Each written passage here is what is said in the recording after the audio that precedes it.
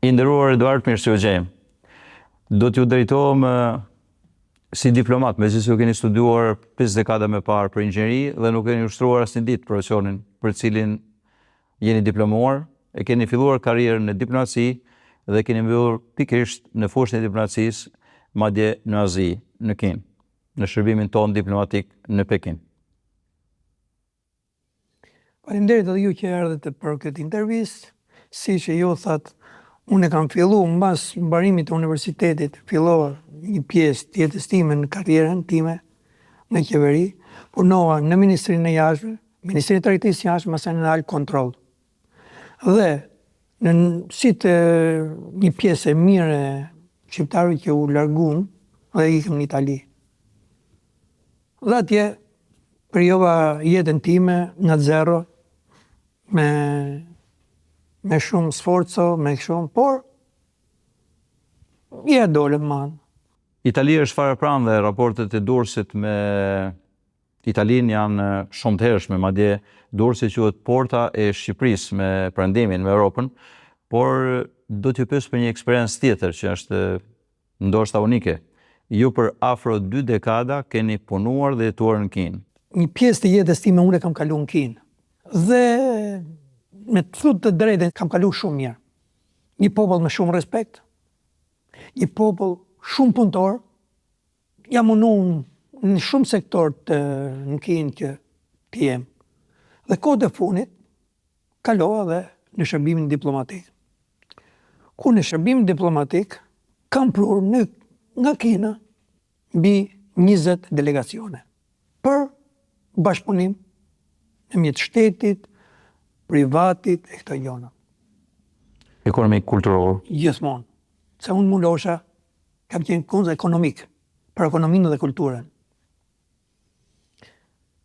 Dhe jam unu gjithmonë që të kryj shërbimin, punën time si shërbimin që isha atje, në sa më mirë. Dhe mund kanë më respektu shumë, më kanë dash shumë, edhe tani, jo vetëm, edhe tani që unë duhet i kam në Kinë shumë të hapme. Për Kinën nuk mund të flasim punë e papër. Janë njerëz shumë korrekt, të cilën në qoftë se ti ve detyrë, ata të detyrë e kryjnë. Nuk e linë për nesër. Të bi një shembull vogël, do u ngarkonte një kontinjer me mallë që do vinte në Shqipëri. Dhe me merë, sekretari më thotë, thotë Edi, thotë kontinjeri, thotë është gjysa mallit nuk është ngarkuar. Thashë që po mund të jetë. Se llogaritë janë bojë thashun që ngarkohet. Po jo kështu. Makinës shkoj atje. Kush është kapu këtu i thashë? E kapa këtu që i thashë, një gjë i thashë.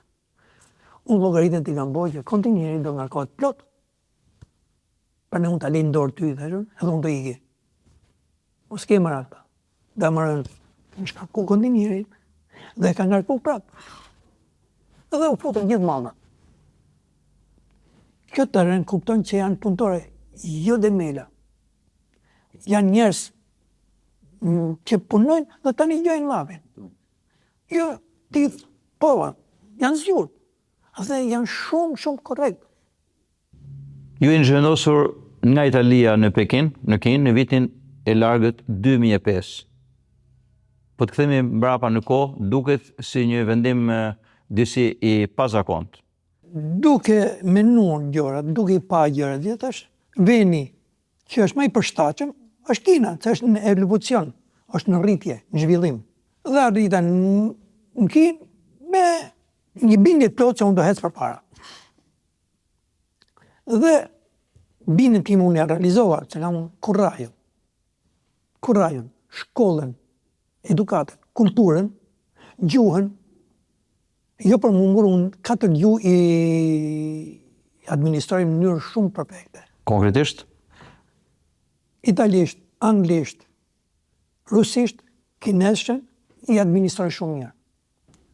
Dhe du t'ju shtosh këtyre faktorëve edhe me këpritjen që gjete? Dhe unë këtë nuk e dija. Nuk e njihsha si popull. Nuk e disha si. Por, në momentin që arrita, unë gjeta një ngrohtësi. I popull që donte me të ndihmu. U mundoheshin të copash, me mbjet shtëpinë, me mbjet këtë, krijova një kompaninë time. Krijova fillova duke u rrit, duke u zmadhu. Duke kriju njohje, gjithmonë me respekt. Atë popull, ti po e respektove, ta respektojnë 2 herë. Po respektove 3 herë, ta respektojnë 6 herë. Për me ikur në çdo vend botës, si turist, ti nuk e njeh atë popull. Ku do që shkosh? Ti do shohësh 4-5 ditë atë vend, bukuritë të gjona dhe kthehesh. Nga pranë do të kënaqesh. Si në gjithë vend. Por që të njohësh kush është ai popull, ti duhet të jetosh. Duhet të jetosh me ato, të hash me ato, të flesh me ato, të bisedosh me ato. Edhe kjo të jep përshtypjen se kush janë. Njerëz me shumë respekt. Unë kisha sekretaret e mia, e thrisha, vjen aty, duke punë. Nuk u diskuton në mua. Puna ishe e marume. E pa diskutoshme. Duke u bazuar se unë krijova një trade company në Kinë, dhe kërkesat e mia ishin në të gjitha llojet e fushave. Kam bërë në shumë fabrika, në shumë ndërmarrje, në të gjitha gjonat. Malli kinez është ndër më të mirë në të gjithë botën. Të shohësh mobilet kineze, beshjet kineze, janë ndër më të mirët që ekzistojnë. Teknologjinë. Teknologji është e pa diskutuar. Të shohësh teknologjinë e prodhimit të çipave, prodhimit të paneleve diellor, të ikën mendja. Të shohësh fabrikat e prodhimit makinave elektrike tani, të ikën mendja. Janë pa fund. Dhe malli është shumë cilësor. Të shohësh supermerkatet e Kinës, janë fantastike. Nuk e krahason me asnjë vend të botës. Unë kam bërë shumë vende të botës. Shumë vende të botës. Nga njerëzit që kam intervistuar dhe kanë një përvojë me Kinën, kam mësuar se atje pra asgjë dhe pra si projekt nuk thuhet, nuk munem, nuk di, nuk bëhet. Çfarë është kjo magji? Duke u bazuar ecuritë dhe jetën që kam hasur shumë fabrika, shumë ndërmarrje, dhe asnjëherë nuk kam gjetur që të thot unë nuk e bëj dot këtë. Me kërkoj nga Italia prodhime një makine për panelinat, prodhimin e panelinave. Se makinat në Itali kushtojnë shumë të prodhimin e këtyne. Këto doshe me një çmim më të lirë. Erdhen, shkuam në një fabrikë e madhe. Edhe ja kërkuam prodhimin e saj, thash, s'kam prodhuar ndonjëherë, por e bëjmë këto. I thash, jo, kujdesi, jo, do bëjmë ne ta. Do prodhojmë këtë, patjetër ta. Por nosha nuk e prodhojmë si italiani, me shpejtësinë e italianit, por cilësia do dalin siç e doni ju. Rregull. Sa kohë duhet i muj kodhat. Italiani më tha, zotëti tha, është e pamundën që i muj këta të prodhojnë tash. Nga eksperienca që kam, i thashun këta e prodhojnë. Tani, ai nuk na kërkoi as i lek përpara. Ne tha, bëjmë ta. Jo, unë tha, rri muj këto të ankin ta, vetëm të mal realizojnë ta. Si ta dushti? Rregull. Kur do vim ne? Hajde masi muj të keni makinën gati. Dhe masi muj shkum gjetën makinën gati. Dhe Gjergj Luca, anijet e përshkimit i ka prodhu në Kinë, me një kohë shumë rekord. Kjo është. Një gjë tjetër, bin italianit edhe doshin 10.000 këmisha për prodhimin të cilësisë mirë. Kishte pru 2 kampione. Shkum fabrikë atje, ato i kisha shokun e i njifsha edhe disha se janë shumë të fort. I thash, to 2 kampionet kanë pru, do të prodhosh këmishat. Po tha. Ta mund të hap një, tha. Shkepi, thash, unë bo qardush. Ne të bo të pi qaj, 10 minuta erdhi me këmishën e hapun. Dizenjuar. Jo, e kishte shkep gjitha gjonat. Një fjet, e kishte bo gjithë. E kishte bo si dizenj, e punë, thë, kjo e këmisha, ta filloj të prodhimin, i thashun, na boj kampion shpejt e shpejt. Mas 5 minutash erdi me kampion në dorë. Ky shoku im, italian ju habit. Sa të do 10.000 co? I thashun, do banot shumë, i thashun. Po jo, po jo, pak të taj një 20 ditë, 25 ditë, se besoj, thashun, se besoj. Da i pysë. I thashun ti një gjoj, i thashun atë, kinezit. Ne kemi arë tu, i thashun, ka ardhur në Italia, i thashun. Unë këmisha ti du nesër, i thashun. Po mos i du nesër, mos ma diskutoj, i thashun. Pa diskutim, i thashun. Aja fabrik shumë e mëdhe. Në Hangzhou. është gjigante si fabrik. I thashun, unë i du nesër, i thashun. Do ikin, i thashun. Oke, shkem hajnë buk, tha ajer, shkem hajnë buk. U këtëm ne, kishin fillu prodhimin. Kishin fillu prodhimin, unë pash artë. I thashun, ti duhet mi pagu, i thashun. Ma mirë ta pagujmë 100%, i thashun. Mos bëjmë 2 herë pjesë. Herë pagujmë 100%, s'ka problem, tha. Bese ti marrën për 20-25 ditë, tha. 25 ditë i marrën, i thashun. S'kem, kë kishe fillu punë, që kisha thonë unë. E shumë shak. Shkum në hotel, edhe mjes do shkoshim fabrik. Edhe në mori me makinë, tha, i marova të më tha mujë, tha. Mire ke bojë, thashun. Edhe shkum fabrik, ne ishi mosh fabrika me kutije dhe këtij për Itali. Hape këtë kutin, thashun. Si o këtë misha i shiftë. O, këto, këtë misha ime, tha. Hape këtë jetën, misha të kanë maru, i thashun. O, shë pa mundëm ne, tha. Ja ku i ke, thashun. Ke 10 misha i ke gati, ja ku i ke. Tha, po më habit. Kjo është Kina. Kur të ka shok e mik kinezi, bëhet sopash. Në universitetin më të madh të Kinës, Tsinghua University quhet, kam dhënë disa relaksione për ekonominë e tregut dhe për riskun e investimit dhe riskun e ekonomisë. Edhe jam ndërcilësuar, një fjalë, një ndër më të mirët e si mësues dhanës. Edhe më kanë dhënë një medalje, është e lame me flori, është i këtë Tsinghua University. E dyta, ishim në një mbledhje dhe po diskutonte Silk Road, rruga Mëndafshit, Itailu, thuhet në kinezisht. E nuk do menu. Thash, që mos ta bëjmë rrugë, thash.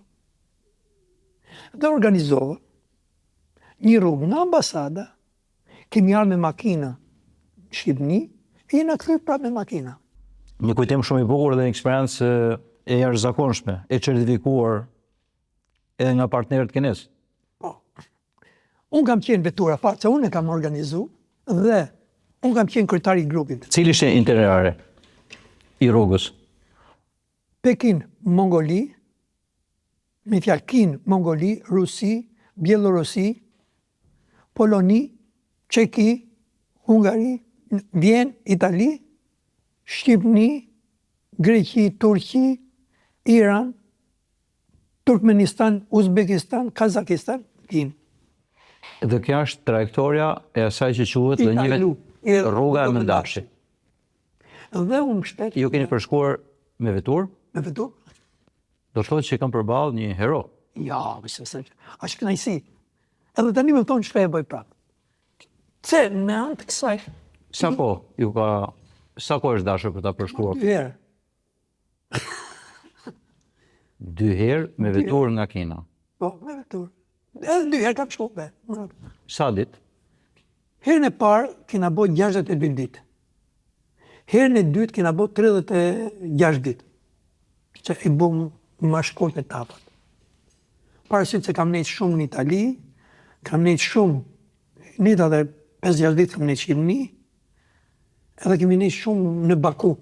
Ky është udhëtimi më veçantë dhe eksperienca unike e një shqiptari që quhet Eduard Mollo. S'besoj ka një tjetër që ka përshkuar këtë segment me vetur. Këto janë gjëra që unë kanë lënë mrez shumë Dhe ne kemi qenë 15 kinez. Unë ka qenë ambasadori i Bosnjës, Bosnjë Hercegovinës, ka qenë makina dytë, ka qenë një i Rumanisë, që organizoha si ambasadu, dhe më mbështeten gjithë për herë. Dhe investimi ishte nga qeveria kineze. Komplimente, është një eksperiencë jo me radhë, një eksperiencë unike që besoj do të mbetet në histori. Dhe rruga ishte me makina kineze, prodhim kinez, që s'patë ma sill lloj problemit. Dhe është një udhim shumë i bukur. Ti me avion shkon në një qytet, edhe durisht ai qytet. Do të morën me autobus që të çojnë në një qytet tjetër, e maron. Kurse ti ke përfshi gjithë rrugën. Përfshi mes për mes Mongolisë. Bo 8.000 kilometër i ke vetëm në Rusi. Kalon gjithë pjesë e Rusisë. Jena nisë nga ambasada me mund shkurtna, dhe në Rusi. Me palto. Me borë. Me ato kapelet. Borë. Një lesh. Llogaritë, jena dy të me blej gjona shpejt. Zoti Madhe, faloj për gjithë kohën që më kushtuat, ishte një kënaqësi dhe mësova mjaft të gjëra që nuk isha ditur dhe besoj gjithë ata që do ndjekin në këtë intervistë të zgjeruar do të befasohen kur të mësojnë se një qytetar dursak, një shqiptar i formuar, një intelektual me eksperiencë mjaft gjerë dhe të gjatë, ka përshkuar edhe një trajektore shumë të gjatë dhe shumë të veçantë si drejtues automjeti. Faleminderit. Gjithashtu.